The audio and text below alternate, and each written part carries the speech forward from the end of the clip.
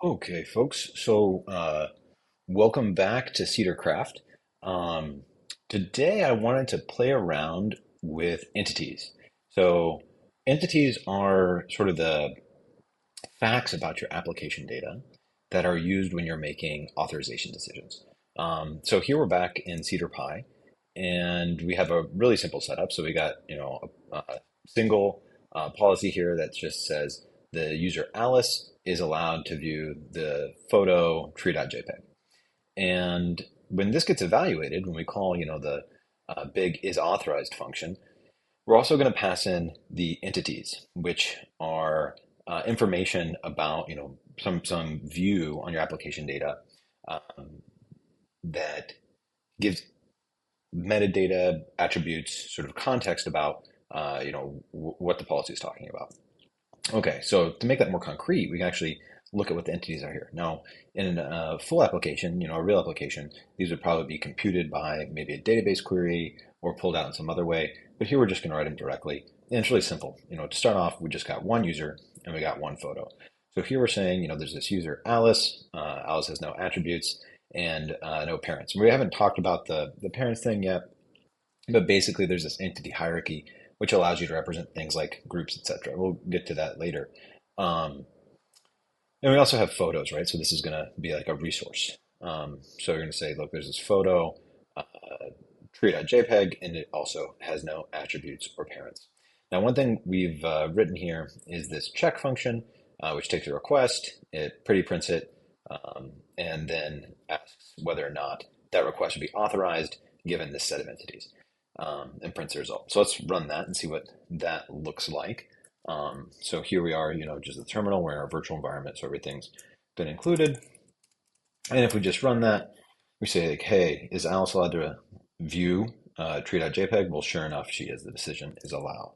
If we go back though, and we change that photo to, I don't know, something else, goat.jpg maybe or something, and we ask again, that's denied because again, anything that's not explicitly allowed by a Cedar policy is denied.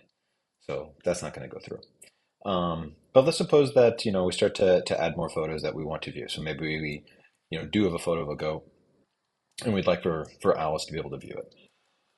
So we add that here and, now we have a goat photo and that's, it's in the entities. It's still going to be denied if we run the policy, right? Deny again, because there's no policy that permits it. So let's just add a policy so that Alice can view that goat photo. And now if we check, it's allow, right? So Alice can view goat.jpg. Now, if we keep doing this, it's going to start to get a little bit tedious. So maybe there's also a photo of a mountain, let's say, and a photo of a lake. And if we, see if Alice can view any of those, it's not going to be allowed unless we also update the policies. So maybe we add policies for those as well.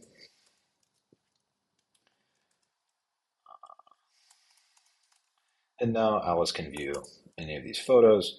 But we're starting to get a lot of policies. And things get even worse if we add another user. So suppose that we add a user here, Bob. And now if we, maybe we check to see, well, can Bob view uh, mountain.jpg? The result there is going to be no, right? He can't view mountain.jpg because, again, none of our policies allow it. Alice can view goat.jpg, or if we change it to mountain, she could do that because for each of the photos, we have a separate policy that allows it, right? So Alice can view mountain, but Bob cannot. So we could come up here and we could say, okay, well, maybe we want Bob to be able to view it. So now all these places that we had Alice, we can add a policy for Bob. And if we go back and check, sure enough, Bob can now view mountain.jpg. But this is not super satisfying, right? Like if we have to add a policy for every single pair of principal and resource, we're going to have a lot of policies. Now, there is something to be said for this approach in that it's pretty easy to analyze, right? If you want to know if something's allowed, you just go look, and for each policy you see, is it about that principal and that resource? If so, you're good to go. But it's hard to get a high level feeling for what your policy is really authorizing, right? And one of the big goals of Cedar is we want it to be expressive. We want people to be able to intuitively think about, you know, what kinds of requests they're going to allow to go through in their application. So we can start to use some of these other fields and the entities to make that work. Um, and we'll be able to update the policy. So here what we're going to do is we're going to actually delete all these policies and do something slightly different. Right? So I'm going to delete all but that first one, and then we're going to modify it. And here, instead of saying, well, I'll allow, the specific user Alice to access the specific resource photo tree.jpg, I would like to do something using a when clause. So we didn't talk about these last time, but it turns out you can add kind of a guard to your policies using so you can use when also to guard policies. And in particular, in this case, what we'd like to do is say something like when principal is in resource.viewers. So here we're talking about an attribute of an entity, of the resource as part of the scope of this policy statement.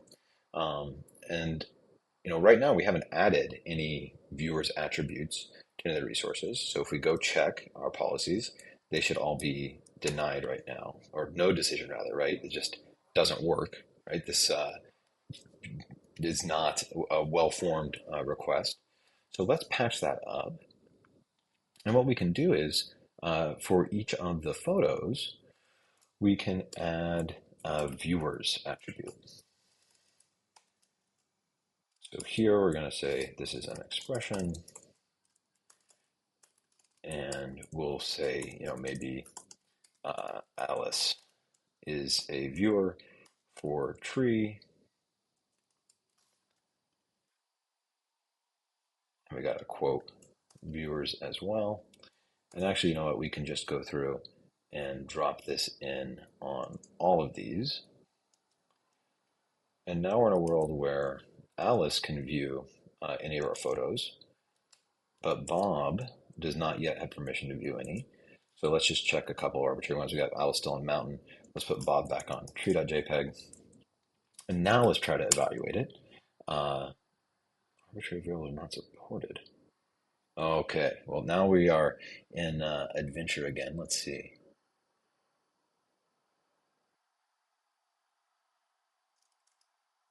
I know what I did. It turns out there's multiple spellings of the word principal. So one of the things that's nice is that Cedar will try to protect you. Okay, when you make a typo, right? So it's the principle of principle is that you got to get your spelling right. But that's fine, right? So Cedar helped protect us there. We got a warning. And now we've checked it. And like we were expecting, right? Alice is able to view mountain because she's in the viewers, but Bob is not because he's not in the viewers. And with these attributes, we actually have a much more flexible approach to supporting this.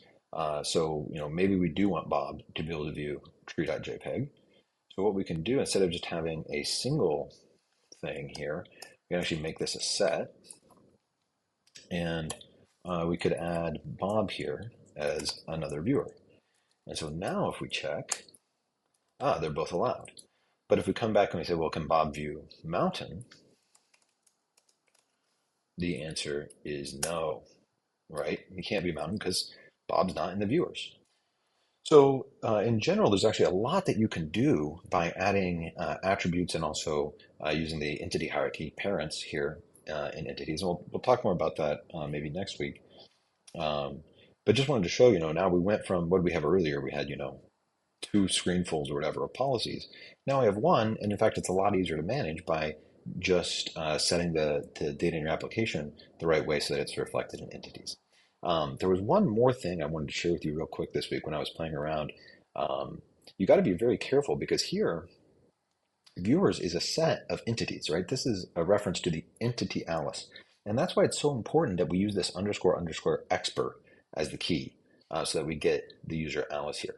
If we just did something like this,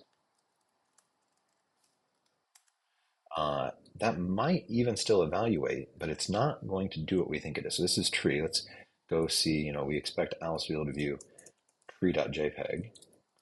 And if we run it, it's denied. So why is it denied? Why can't Alice read tree.jpg here in this request? We asked, can Alice read tree.jpg? It said no, but I put Alice right here in viewers. So what's going on there? Well, the deal is that this is now just a string, right? This is just the string user Alice. This is not a reference to the entity user Alice. So that's why it's super important that we include this expert because that allows us to distinguish between referring to the string user Alice and a reference to the entity user Alice. So that's a potential gotcha as well to watch out for. Now that we fix this, we should be back to allow deny on this. Okay, well, hopefully that was a helpful little snippet. Please ask in the comments if anything was unclear. Happy to discuss there and go through more stuff or do another example. But yeah, it's been fun chatting with folks, and please keep the comments coming. Hope you all have a great week. Talk to you soon. Bye.